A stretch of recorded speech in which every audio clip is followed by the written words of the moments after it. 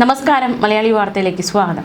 കഴിഞ്ഞ 12 വർഷത്തിനിടെ മോദി സർക്കാർ അവതരിപ്പിച്ച ഒരു ബില്ല് ലോക്സഭയിൽ കഴിഞ്ഞ ദിവസം പരാജയപ്പെട്ടു. ചരിത്രത്തിലാദ്യം, അതായത് മോദി സർക്കാരിന്റെ ചരിത്രത്തിൽ ആദ്യമായിട്ടാണ് ഈ സംഭവം ഉണ്ടായിരിക്കുന്നത്. പ്രതിപക്ഷത്തിന്റെ ശക്തമായ പ്രതിഷേധങ്ങൾ അതിനെ മറികടക്കാൻ വനിതാ സംവരണ ബില്ലിന് സാധിച്ചില്ല.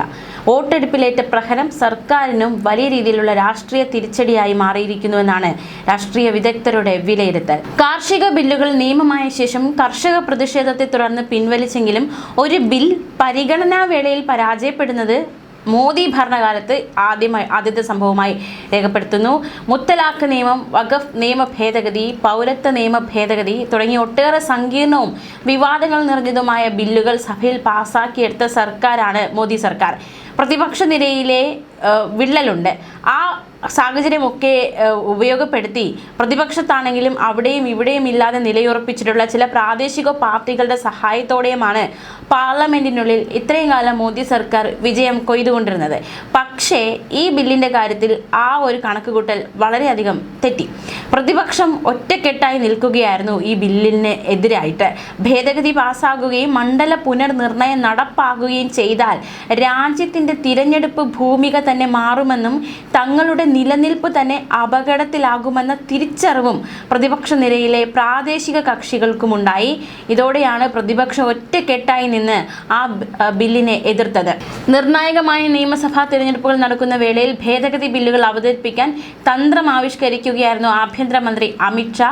മോദി പക്ഷെ അവർക്ക് ഈ ബില്ല് തള്ളിപ്പോയത് വലിയ ഒരു തിരിച്ചടിയായി ഇരു കൂട്ടർക്കും ഇത് മാറിയിരിക്കുകയാണ്. പ്രതിപക്ഷത്തിന് ഇത് ഒരുമയുടെ, കൂട്ടായ്മയുടെ, ഒന്നിച്ച് നിൽക്കലിൻ്റെ വിജയമായി മാറിയിരിക്കുകയാണ്. പ്രതിപക്ഷത്തെ ഒരുമിപ്പിച്ച് നിർത്താൻ മുൻകൈയെടുത്തത് കോൺഗ്രസ് ആണ്. ആ നീക്കങ്ങൾക്ക് മുൻകൈയെടുത്തത് പ്രതിപക്ഷ നേതാവ് രാഹുൽ ഗാന്ധിയാണ്. എന്തായാലും തോൽവി ഏറ്റുവാങ്ങി എന്ന് കരുതി തുടർ നീക്കങ്ങൾ അത് തടസ്സപ്പെട്ടു, അല്ലെങ്കിൽ തുടർ നീക്കങ്ങൾ ഇനി ഉണ്ടാകില്ല എന്ന് ഒരിക്കലും കരുതാൻ സാധിക്കില്ല. കാരണം ബില്ല് പരാജയപ്പെടാനുള്ള സാധ്യത മോദിയും ഷായും മുൻകൂട്ടി കണ്ടിരിക്കണം. ധൃതി പിടിച്ച് 2023 വനിതാ സംവരണ നിയമം പ്രാബല്യത്തിൽ വരുത്തി വിജ്ഞാപനം നടത്തിയത് തന്നെ സംഭവിക്കാൻ പോകുന്നത് സർക്കാർ അറിയാമായിരുന്നു എന്നതിൻ്റെ ഏറ്റവും വലിയ സൂചനയായി തന്നെ കണക്കാക്കുകയാണ്. വനിതാ സംവരണ ബിൽ പ്രതിപക്ഷം പരാജയപ്പെടുത്തിയതിൽ രാജ്യവ്യാപക പ്രതിഷേധത്തിന് BJP NDAയും കളമൊരുക്കുകയാണ്. ബിൽ പരാജയപ്പെടുത്തിയതിൽ പാർലമെന്റ് വളപ്പിൽ NDA അംഗങ്ങൾ പ്രതിഷേധം അറിയിച്ചു. NDA വനിതാ MPമാർ പാർലമെന്റിൽ പ്രത്യേക പ്രതിഷേധം സംഘടിപ്പിച്ചു. വനിതാ സംവരണം ഇല്ലാതാക്കിയതിൽ ലജ്ജിക്കൂ എന്ന് പ്ലക്കാർഡ് ഉയർത്തിയും പ്രതിപക്ഷത്തിന് നേരെ മുദ്രാവാക്യം വിളിച്ചുമായിരുന്നു പ്രതിഷേധം. വനിതാ സംവരണ നിയമ ഭരണഘടനാ ഭേദഗതി ബിൽ പരാജയപ്പെട്ട ഈ സാഹചര്യത്തിൽ എന്തായാലും BJP വലിയ രീതിയിലുള്ള പ്രചാരണായുധമാക്കാനുള്ള സാധ്യത കൂടിയുണ്ട്. പ്രത്യേകിച്ച് പ്രധാനമന്ത്രി നരേന്ദ്രമോദി കത്തെഴുതിയതാണ്, നിങ്ങൾ MPമാരെ കൊണ്ട് ഈ ബിൽ പാസ്സാക്കാൻ സമ്മതിപ്പിക്കൂ, അല്ലെങ്കിൽ ഇതൊരു ചരിത്ര മുഹൂർത്തമായിരിക്കും എന്നതടക്കമുള്ള കാര്യങ്ങൾ പ്രധാനമന്ത്രി പറഞ്ഞുവെങ്കിലും അതൊന്നും വില പോയില്ല എന്നതും ഇവിടെ ഏറ്റവും ശ്രദ്ധേയം. വനിതാ സംരക്ഷണ ബിൽ തങ്ങൾ കൊണ്ടുവന്ന് പ്രതിപക്ഷം ഏൽപ്പിച്ചു എന്ന പ്രചാരണമായിരിക്കും BJP മുദ്രാവാക്യം. ഭേദഗതി ബിൽ വോട്ടിന് മുൻപ് ആഭ്യന്തരമന്ത്രി അമിത്ഷാ, സ്പീക്കർ ഓം ബിർളയായും മന്ത്രി കിരൺ റിജിജു പ്രധാനമന്ത്രി നരേന്ദ്രമോദിയുമായും കൂടിക്കാഴ്ച നടത്തിയതാണ്. ബില്ലിനെതിരെ പ്രതിപക്ഷം ഒറ്റക്കെട്ടായ സാഹചര്യത്തിലായിരുന്നു ഈ കൂടിക്കാഴ്ച നടന്നത്. 2029 തിരഞ്ഞെടുപ്പ് വരുന്നുണ്ട്. ആ തിരഞ്ഞെടുപ്പിനെ സ്വാധീനിക്കണം. ബംഗാൾ, തമിഴ്നാട് തിരഞ്ഞെടുപ്പുകളിൽ ഇതൊരു അജണ്ടയാക്കണം. ഇത് രണ്ടുമായിരുന്നു പ്രധാനമായും മോദി ഷാ ലക്ഷ്യം.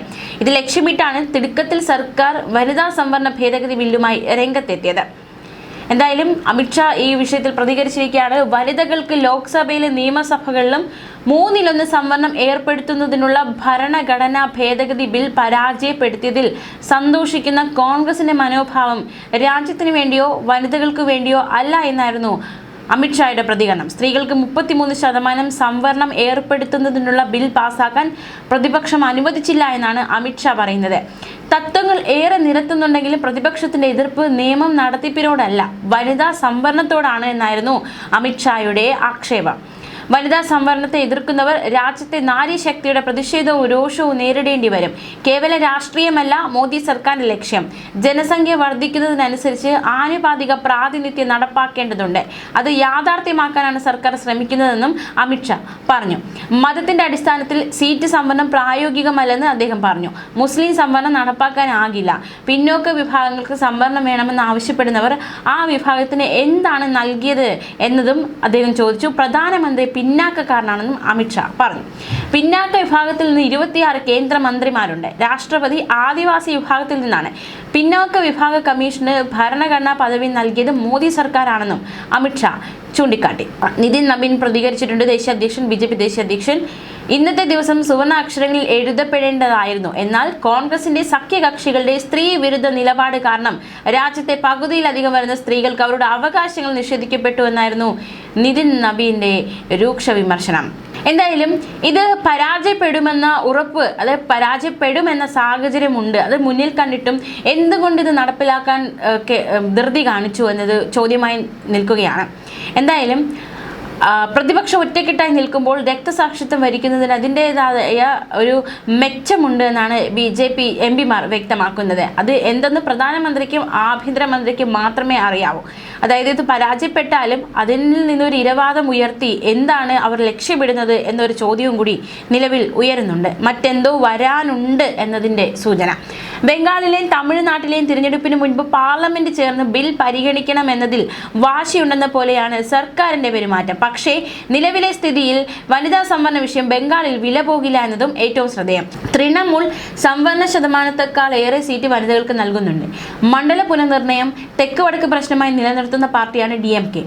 അപ്പോൾ അവിടെയും ബിൽ BJP ഉൾപ്പെടുന്ന മുന്നണിക്ക് സഹായകമല്ല.